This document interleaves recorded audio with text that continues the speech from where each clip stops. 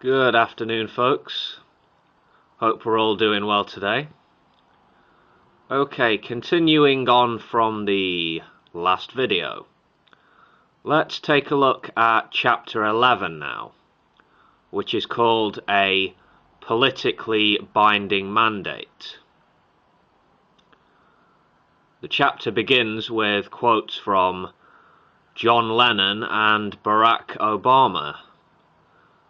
And then the author begins, quote, "If national sovereignty is forever supreme, and we accept that there can never be any higher law, except for treaties under international law, in which case there are usually no enforcement mechanisms, then it would have been pointless to ask the legal question that we asked. But that is not how history unfolds. If the monarchs of the past, some of whom claimed in a doctrine known as the divine right of kings that their power and authority to decide things had been given to them by God, or the heads of city-states, or the warlords of yore, had been allowed to prevail when they said that there could never be any higher law than the laws that they decreed for their little fiefdoms, humanity would never have been able to invent or establish the modern nation-state, or democracy for that matter.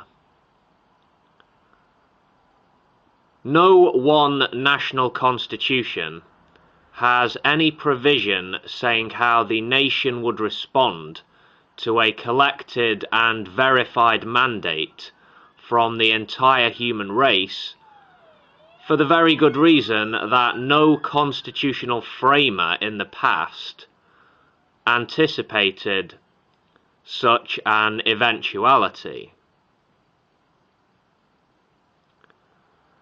However, if sovereignty belongs not to any national, provincial, or municipal government, but rather belongs to the communities that they serve, then, if democracy has any meaning, we, the people of Earth, have every right to re-slice the pie, to change our ancestors' decisions, or deviate from their accepted ideas about constitutions, and do so in such a way as to allow for the emergence of this new fourth level of governance.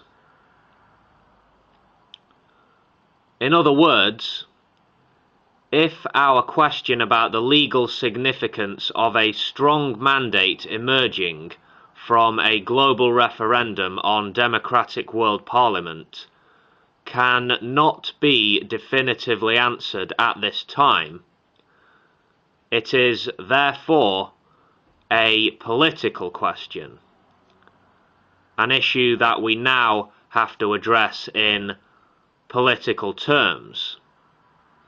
This is, of course, in addition to the legal groundwork presented in Chapter 10 and elsewhere, not in place of it. Long ago, let's say some 25,000 years ago, the name of the game for hominids was essentially the same as for all mammals. It was every man for himself, or every family group or every tribe for itself.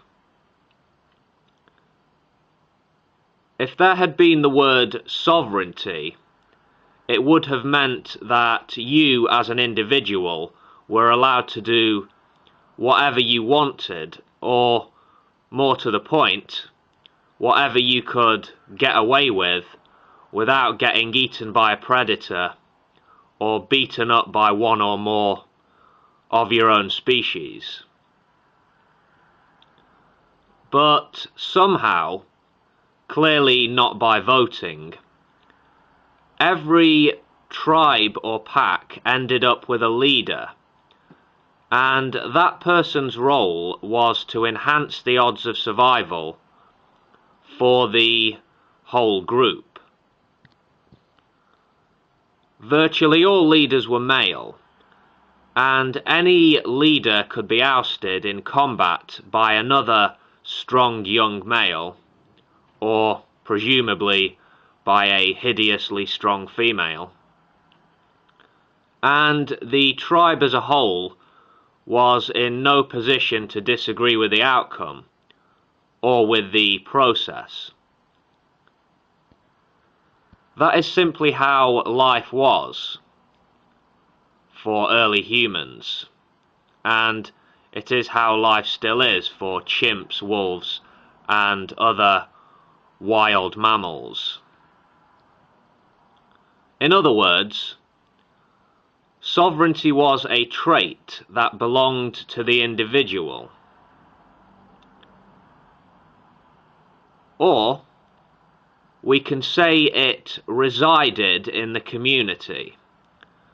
And if a particular person became more sovereign than all others, it was with the consent, however grudging, of the members of that group, who still had the option of leaving the group. While the way of choosing a leader may not have been as genteel as one might hope, leadership of a pack evolved through a process whereby all of the non-leaders delegated aspects of their individual sovereignty to the leader, while always reserving the right to challenge the established leader in physical combat, and, if one were victorious, to take over the alpha position oneself. As early humans developed language and tools, the leadership selection process became a great deal more complex, and fairness became an active issue. We invented multitudinous deities to tell us who got to be head honcho, among other things. As would-be leaders tried various ways of becoming leaders and staying in positions of power, even if they were not the biggest or strongest members of the pack, family, or tribe.